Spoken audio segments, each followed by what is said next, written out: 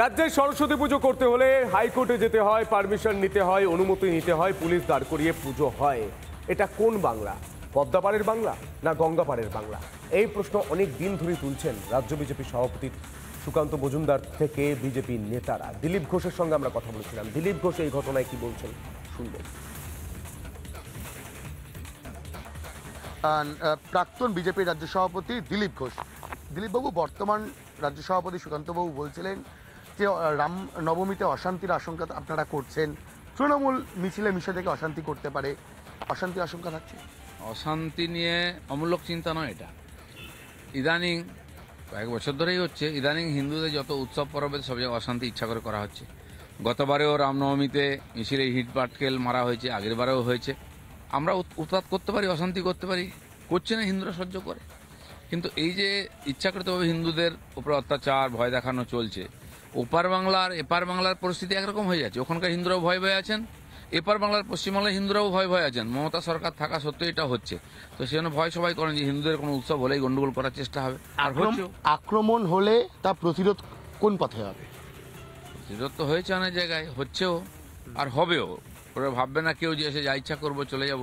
খালি প্রতিরোধ উত্তরপ্রদেশ, বিহারে বা মধ্যপ্রদেশ হবে না, পশ্চিমবাংলায় হবে। এবং এখানকার হিন্দু সমাজ যারা শোভাযাত্রায় বেরোচ্ছেন বিপুল সংখ্যায়, এইটা আঁচ করে যে আগামী দিনে হয়তো ধর্মকর্ম করতে পারবো না, তারাই এর প্রতিকার বার করবেন। ভারতীয় জনতা পার্টি বা বিশ্ব হিন্দু পরিষদ, RSS এর মতো সংগঠন, তারা হিন্দুদের সঙ্গে আছেই, কিন্তু হিন্দু সমাজকে তার অধিকারের জন্য, সুরক্ষার জন্য লড়াই করতে হবে। বাকি আমরা সহযোগিতা করার জন্য আছি। দিলীপ ঘোষ বলছেন যে সনাতনী হিন্দুদের উপর অত্যাচার হলে এবার বাংলার সনাতনী হিন্দুরা প্রতিকার করবেন, প্রতিবাদ করবেন, প্রতিরোধ করবেন। আমরা কথা বলেছিলাম এই বিষয় নিয়ে। রামনবমী নিয়ে এত এত এত কেন জল ঘোলা হচ্ছে? রামনবমীর জন্য ক্রিকেট ম্যাচ বাতিল হয়ে যাচ্ছে এই রাজ্যে।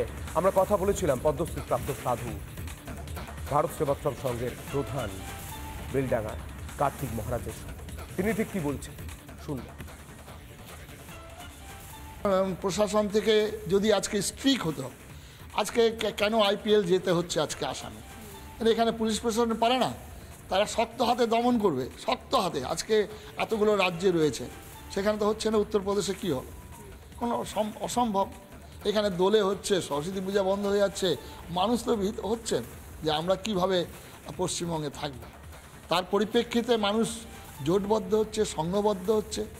তার পরিপ্রেক্ষিতে আজকে হবে ঢিল মারলে পাটকেল দিয়ে খেতে হবে। তার পরিপ্রেক্ষিতে এইরকম লঙ্কা কাণ্ড হবে, আর সেটাই সুন্দরকাণ্ড হবে।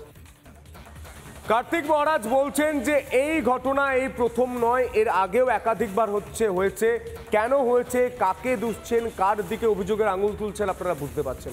কিন্তু একটা প্রশ্ন, যে আর কতদিন এই বাংলায় হিন্দু সনাতনীদের উপর অত্যাচারটা হবে, এই অভিযোগটা কেন উঠবে, এটা এখন সব থেকে বড় প্রশ্ন। আর এর পাশাপাশি একটি গুরুত্বপূর্ণ খবরে নজর রাখতে হচ্ছে।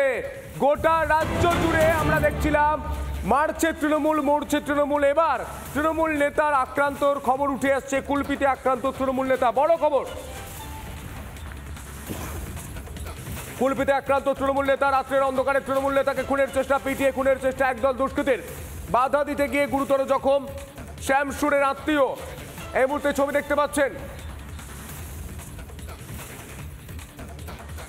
কুলপির বিধায়কের সঙ্গে আমরা কথা বলেছিলাম এই বিষয় নিয়ে, তিনি ঠিক কি বলছেন শুনবো।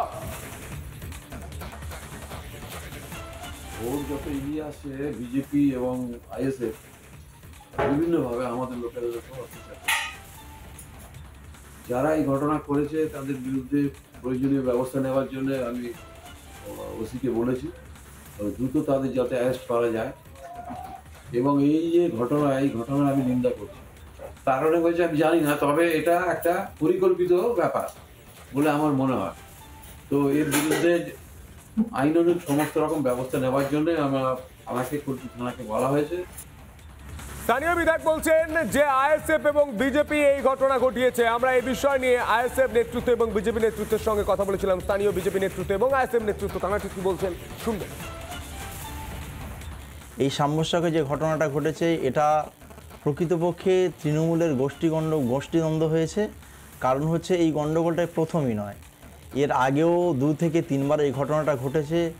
বারবার আক্রান্ত হয়েছে তৃণমূলের যুব সভাপতি, উনি প্রতিনিয়ত আক্রান্ত হয়েছে। আমরা এটাকে তীব্র নিন্দা করি। তারপরেও বলবো, এদের খেয়েতে এদের মারপিটটা হচ্ছে, আর মাঝখান থেকে এরা আইএসএফ এর নামে দোষ দিচ্ছে। কারণ হচ্ছে কুলপিতে আইএসএফ আস্তে আস্তে সক্রিয় হচ্ছে, যার জন্য তৃণমূল কংগ্রেস আইএসএফকে দেখে ভয়। আইএসএফ নেতৃত্ব বলছে এটা তো তৃণমূলের গোষ্ঠী কোন্দল, এটা নতুন নয়, এর আগেও একাধিকবার হয়েছে, নিজেদের মুখ পুড়ছে বলে এখন আইএসএফ এর দিকে অভিযোগের আঙুল তোলা হচ্ছে, বিজেপির দিকে অভিযোগের আঙুল তোলা হচ্ছে। কুলপির ছবিটা দেখুন, গোটা রাজ্য জুড়ে মারছে তৃণমূল, মরছে তৃণমূল। বগটুয়ের ঘটনা আপনাদের মনে রয়েছে, ভাদু শেখের নাম মনে পড়ে, গোটা গ্রাম জ্বালিয়ে দেওয়া হয়েছিল।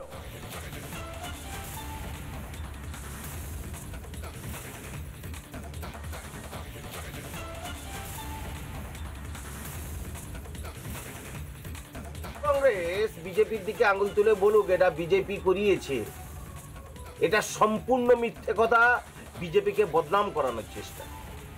ওই কুলপিবাসী সবাই জানে, একটা বাচ্চা ছেলেও পর্যন্ত জানে যে এখানে দুটো গোষ্ঠী তৃণমূল কংগ্রেসের, একটা এমএলএ গোষ্ঠী আর একটা হচ্ছে ব্লক সভাপতির গোষ্ঠী। উভয়ের মধ্যে কাটমানি ভাগ বাটারে নিয়ে গন্ডগোল গোষ্ঠী। আর এই রকম গোষ্ঠী গন্ডল শুধু কুলপি নয়, সারা পশ্চিমবাংলাতে আপনি দেখতে পাবেন কাটমানি ভাগ বাটারে নিয়ে গোষ্ঠী গন্ডল। তৃণমূল মারছে আর মরছেও তৃণমূল। এইভাবে তৃণমূল কংগ্রেস ধূলিসাৎ হওয়াটা শুধু সময়ের অপেক্ষা।